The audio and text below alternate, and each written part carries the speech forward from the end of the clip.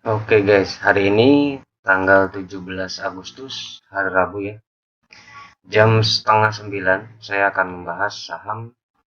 Tadi sempat saya lihat beberapa analisis fundamentalnya ya, terkait finansialnya. Ya, hari ini kita akan membahas saham PANS atau Panin Sekuritas. Langsung aja kita lihat ikhtisar sahamnya. Ya, kalau sekuritas berarti dia bergerak di manajemen investasi ya guys. Ya seperti Stockbit juga, itu juga manajemen investasi juga kayak gitu. Nah jadi Pans ini ya kalian udah tau lah ya, secara garis besar dia juga melayani jasa underwriting, kemudian margin juga ya, atau utang begitu. Ketika kita mau beli suatu saham emiten begitu tapi nggak punya uang, nah itu bisa dimodalin dulu nih melalui Panin Sekuritas ini kayak gitu. Tapi ya bahaya juga sih. Kalau saya sarankan jangan pernah investasi menggunakan margin, tetap menggunakan uang dingin ya. Minimal 1 tahun aja nggak kepake kayak gitu loh. Oke, didirikan tahun 1989 ya, sudah cukup tua ya. Artinya kalau bisa berdiri sampai sekarang ya itu udah bagus banget. Kemudian IPO-nya tahun 2000, oke, udah cukup lama. Jumlah saham yang beredar 720 juta, kapitalisasinya 1 triliun. Baik. Nah, nanti kita lihat di sini 720 juta ini banyak atau dikit ya. Nah, ya kita lihat dari persentase publiknya. Nah, ini sebesar 40%. Nah, ini liquid ya, bagus banget sih ini 40%. Bagus itu 30 ke atas ya, 30%-an ke atas.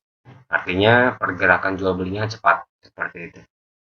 Kemudian ini dewan komisaris direksi ya, ini kita lihat sendiri ya.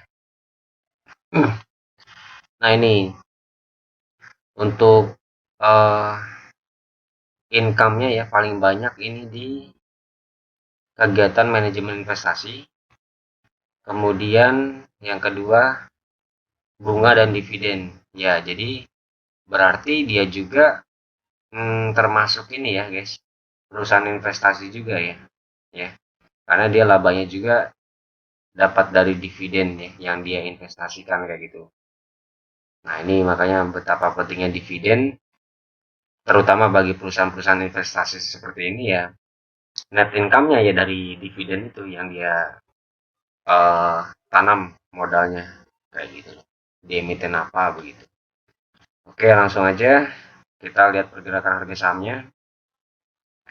Ya, penuh drama ya, naik turun, kemudian naik lagi turun lagi kayak ombak nih begini. Ya kita lihat aja, tapi untuk emiten ini sih tadi saya lihat beritanya ya, Panin Group ini sudah mulai sadar ya, dia membagikan DPR dividen yang lumayan gede begitu. Nah, ini juga menyenangkan investor atau mungkin mau memancing investor juga untuk masuk ke emiten ini kayak gitu. Ya, kita lihat aja dari analisis fundamentalnya dulu. Langsung ke laba bersih. Pemilik entitas induk. Ya, ini merupakan salah satu emiten yang grow ya, grow value ya. Nah, kenapa? Karena labanya terus bertumbuh nih. Tapi dari kuartal 1 ke kuartal 2 ini ya agak mengalami penurunan sedikit ya. 33 ke 17. Kemudian naik lagi jadi 46, naik lagi 55, naik lagi kuartal 1 2022 63 miliar ya. Kemudian kuartal 2 2022 itu naik sebesar 4% ya, naik 4 miliar ya naiknya ya. Nah, jadi ekuitasnya di tahun 2022 kuartal 2 itu sebesar 67 triliun, naik 4 miliar. Ya, ini merupakan salah satu emiten yang ekuitasnya grow ya. Bagus banget sih ini. Gitu. Ya, kenapa kita langsung lihat di entitas hidup gitu. Nah, sebetulnya penting mana sih entitas induk di bagian ekuitas ya, dan juga di bagian labanya kayak gitu. penting mana? Sebetulnya kedua-duanya penting, tapi saya sarankan ya, jangan pilih emiten yang labanya naik gede tapi ekuitasnya itu turun atau mungkin malah negatif minus begitu. Nah, itu berarti ada indikasi labanya dia itu berdasarkan hasil jual asetnya. Seperti itu. Nah, lebih bagus itu kalau kalian cari emiten itu yang ekuitasnya naik ya, labanya juga naik. Dan laba itu biasanya mengikuti ekuitas. Jadi makanya ekuitas ini yang paling pertama kali yang kalian lihat. Ekuitasnya atau laba bersihnya naik enggak kayak gitu. Ya, jangan sampai minus ya. Nah, itu kedua-duanya penting ya guys ya. Saya nggak bilang nggak penting, tapi kedua-duanya juga penting kayak gitu. Tapi biasanya saya lebih mendahulukan melihat ekuitas sebelum melihat laba seperti itu. Oke, lanjut. Kemudian ya ini dari ekuitas nggak ada masalah, dia terus bertumbuh ya. Kemudian untuk IPS ya ini juga IPS mengikuti ekuitasnya. Kalau ekuitasnya naik juga IPS-nya juga naik gitu. PR-nya 16 kali, ini bagus ya. Kurang dari 20, kurang dari 25, kurang dari 30. Nah, kenapa saya bilang bagus? Kenapa patokannya adalah 25 sampai 30? Ya. Karena saya juga berdasarkan data yang ditulis IDX gitu loh. IDX itu merumuskan bahwa harga mahalnya saham itu kalau pairnya itu sudah menyentuh 25 atau mungkin 30 lah mentok-mentoknya. Lebih dari itu udah kemahalan banget gitu ya. Jadi pair yang ideal ya, pair yang ideal itu kalau di bawah 20 ya. Bahkan LKH pun ya, Lokengong itu biasanya menjual sahamnya itu ketika pair emitennya itu sudah mencapai 15 kali seperti itu ya. Jadi kalau pair 16 kali ini sih saya ya recommended sih ini ya itu. Kemudian dari ROE 4 ini berarti kalikan, ini kan kuartal 2 berarti kali 2 lagi 8 ya. Ya, medium lah ya ROE-nya ya. Karena ini juga kan dia naiknya dikit-dikit nih. Ya kan? Ini dari 17 ke 46 naik berapa tuh? Berarti naik 19 ya. 19 miliar. Kemudian naik lagi dikit lagi, naik berapa nih? 9 ya, naik 9 miliar. Kemudian naik lagi. Nah, ini kenaikannya dikit-dikit makanya ROE-nya kecil. Tapi selama ROE-nya itu positif, ininya ekuitasnya positif, ya, ROE-nya medium lah ya, ini ya bagus sih. Jangan jelek aja. Oke, ya kalau saya dapat simpulkan dari segi finansialnya, ini bagus ya. Ekuitasnya naik terus bertumbuh, kemudian pair-nya juga masih di harganya gitu loh. Kita kalau beli sekarang pun juga nggak kemahalan kayak gitu loh. Kemudian ROE oke, medium, IPS juga terus bertumbuh ya seiring dengan bertumbuhnya ekuitas tadi seperti itu. Oke, kita lihat key statnya di sini. Untuk IPS nih sekarang nih. Ya karena tadi ekuitas naik ya, saya yakin ini IPS-nya juga naik nih. Yang di sini ya, anualis ya. Naik dari tahun lalu. Karena labanya pun juga naik. Nah, ini juga positif nih, ekuitasnya naik, labanya juga naik. Jadi perusahaan ini bener gitu loh. Ya. Nggak menjual aset. Kenapa nggak menjual aset? Saya katakan nggak menjual aset. Karena tadi ekuitasnya juga naik. Begitu loh. Ya. Oke, itu. Kemudian IPS-nya sekian 359 per share-nya ya. Nah, ini baru kali ini ya dia membagikan di DPR dividen yang gede 70% ya. Kalau dirupiahkan atau dibagi-bagi ke per share-nya itu dapat 150 per lembar sahamnya ya. Nah, DPR-nya berapa? DPR 70, dividen yield-nya 9% ya, bagus ya. 9%. Ini lebih gede dari kalian nabung di dimin setahun di reksadana. Maksimal paling gede return yang kalian dapatkan kalau di reksadana itu 4%, 5%-an kayak gitu. Jadi 9% ini bagus gitu ya. bagus banget ini malah. Itu loh. Jadi kenapa kita pilih saham ya, karena memang returnnya bisa lebih gede dari reksadana gitu. Buat apa kita pilih saham kalau return yang kita dapatkan tiap tahun ya itu sama dengan atau bahkan kurang dari kalau kita nabung di reksadana ya. Kalau reksadana kan tadi 4% ya. Dengan kita nabung di reksadana aja sahamnya nggak naik turun ya. Kalau di saham ini kan emiten-emiten ya, kalau kita apa namanya, ngemodalin perusahaan gitu kan sahamnya juga naik turun kan, bikin jantung copot juga gitu loh ya. Nah itu jadi kita juga harus pilih emiten yang return dibagikan itu juga gede gitu loh.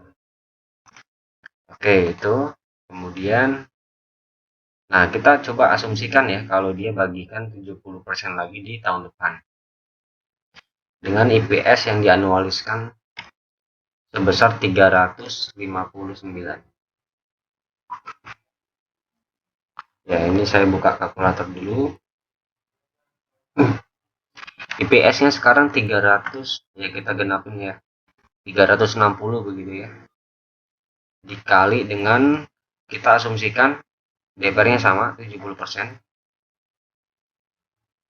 Oke dapat 252 ya. Nah kalau di harga yang sekarang, kalau kalian mau nyerok sekarang ya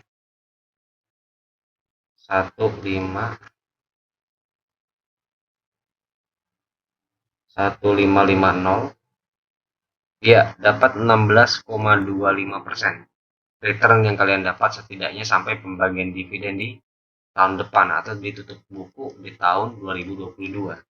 Nah return 16% ini lebih gede daripada reksadana gitu ya.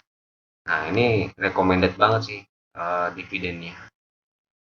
Oke dari segi finansial terus bertumbuh ya, grow finansial. Kemudian dari pistatnya tadi di bagian dividen juga asik, dia membagikan sebesar 70% kayak gitu loh. Ini bagus banget. Nah sekarang kita lihat dari segi teknikal. Ini kemarin dia turun ya ke 1550. Sebetulnya kalau di saham-saham fundamental begini, fundamental bagus begini, eh, mau masuk kapan aja tuh nggak masalah sih, selama harganya itu masih wajar. Tadi kan kurang dari 20, atau setidaknya kalau kalian nyerok sekarang ya, kalian bisa dapat return 16% ya di tahun depan seperti itu. Dengan asumsi dia bagiin DPR-nya itu sama 70%.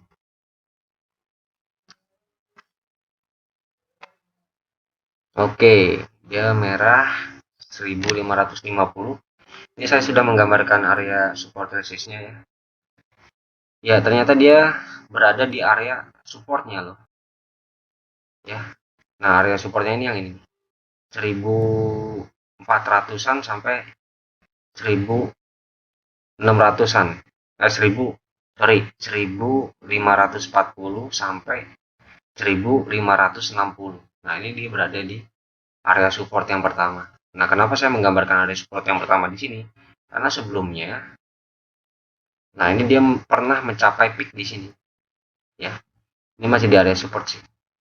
1500-an sampai 1550 sampai 1580-an. Ya, 70 sampai 80. Nah, ini dia sebenarnya harga yang sekarang itu berada di area support yang pertama nih. Kalau dia ini bisa berhasil breakout ya ke atas, dia bakal nutup gap di sini. Di area ini 1600-an ini. Ini kayaknya dia waktu oh ya betul ya, waktu kemudian nih. Dia sempat ARB nih. Ya, ya inilah resiko ya kalau dia membagikan dividen gede. Tapi kalian punya return gitu loh dari dividennya kayak gitu loh. Jadi nggak masalah ketika sahamnya ambrol pun dia pasti bakal naik lagi. Kenapa? Karena asumsinya orang-orang itu atau investor itu ya dia tahu oh dividennya gede ya pasti bakal lihat harganya udah nggak wajar, kemurahan ini masuk lah. Makanya sahamnya kan naik nih ya. Kemudian dia turun di support pertama. Ya guys, jadi saya menggunakan teknikal itu bukan untuk trading ya. Jadi Biasanya saya menggunakan teknikal itu untuk menentukan saya masuk di mana, di harga berapa gitu ya. Nah, ini support yang pertama. Kemudian support yang kedua itu ada di area ini. Kalau dia jeblos nih ke bawah, dia berada support yang kedua itu di area yang masih di 1500-an ya. Nah, asalkan dia jangan turun dari 1500 sih masih aman. Ya, masih aman, nggak masalah. Kemudian support selanjutnya yang di sini. Ini ada pantulan 2 kali nih, pantulan. 3 kali mah bahkan ya. Ini support kuat nih 1400 kayak gitu. Ya guys, ini saya nggak pom-pom atau apa ya. Tapi ini saham bagus menurut saya. Ya, sebenarnya banyak banget saham IDX ini yang bagus. Cuman karena keterbatasan dana nganggur saya ya, saya cuman pilih beberapa aja ya. Sisanya ya saya sharekan untuk kalian gitu. Saya nggak akan apa namanya menyembunyikan oh ini bagus tapi saya sembunyikan ini jelek jangan beli gitu, atau sebaliknya saham jelek saya anggap bagus atau saya omongkan bagus gitu loh ya. Ya kita fair fair aja biar kalian juga cuan gitu, biar kalian juga seneng lihat analisa saya gitu loh ya. Jadi kita bisa cuan bareng gitu, ya. Saya juga nggak ada untungnya sih bagi saya kalau ngepom-pom pun juga dana saya seberapa sih kayak gitu loh ya. Saya bukan bandar atau apa. Saya hanya membagikan apa yang sudah saya analisa dari segi fundamental dan teknikal. Silakan kalian bisa putuskan sendiri ya. Kembali lagi keputusan di tangan Anda gitu. Nah, kenapa saya menggambarkan support di sini, karena sebelumnya dia mencapai peak di sini ya. Yang peak yang kedua, peak yang ketiga di sini. Nah, ini bener kan nih, 1400-an ya. Ini support kuat sih dia di 1400-an. Nggak akan jeblos dari sini sih ya. Oke, kalau dilihat dari dividennya sekarang ya, menurut saya ini bakal tembus ke 2000 bahkan 3000 sih kalau menurut saya ya. Tapi dalam jangka waktu yang panjang begitu ya, 1 tahun begitu, atau mungkin sampai pembagian dividen selanjutnya. Ya selama itu masih ada grow-nya, grow naiknya, ya nggak masalah gitu. Ya, kalian bisa boleh cicil-cicil di area support sekarang pun juga boleh karena ini di area support yang pertama. Gitu. Kalau menunggu lagi di area support yang kedua ya monggo nggak apa-apa.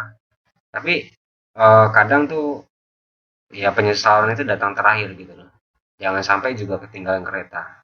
Ya, saya kalau mau masuk emiten sih biasanya nggak langsung 1 kali masukin begitu, tapi nyicil-nyicil gitu loh.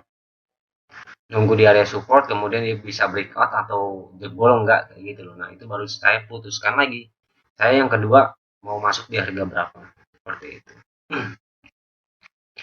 Kembali lagi kalau dari segi fundamental nggak masalah sebetulnya masuk di harga berapa ya.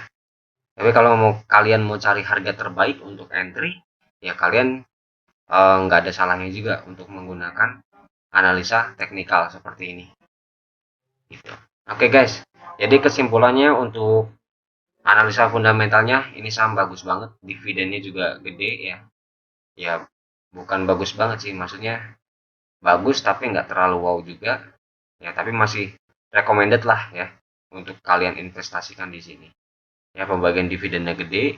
Untuk dari segi teknikal, ya ini area supportnya, kemudian area resistnya ya di 1600. Dan bahkan kalau dari segi fundamental sih investor long term ya itu bisa sampai 3000 kalau analisanya ya berdasarkan dari fundamental dan pembagian dividen yang gede tadi 70%. Kalau seandainya dia bagiin di tahun depan juga 70%. Seperti itu ya. Oke, mungkin itu aja. Kalau ada yang mau request saham lagi silahkan boleh komen di bawah. Saya sangat senang hati kalau kalian request ya. Jadi saya membagikan analisa-analisa saya ini ya free ya. Saya bagikan untuk kalian ya. Ya eman-eman kalau saya simpan sendiri gitu loh. Mendingan saya bagikan aja. Biar kita dapat cuan sama-sama. Kayak gitu. Ya, terus maju Indonesia biar kita juga bisa dorong ekonomi Indonesia jadi orang kaya semua kalau perlu. Ya amin lah ya, diaminkan aja. Oke, mungkin itu aja. Cukup sekian. Terima kasih. Bye semua. See you.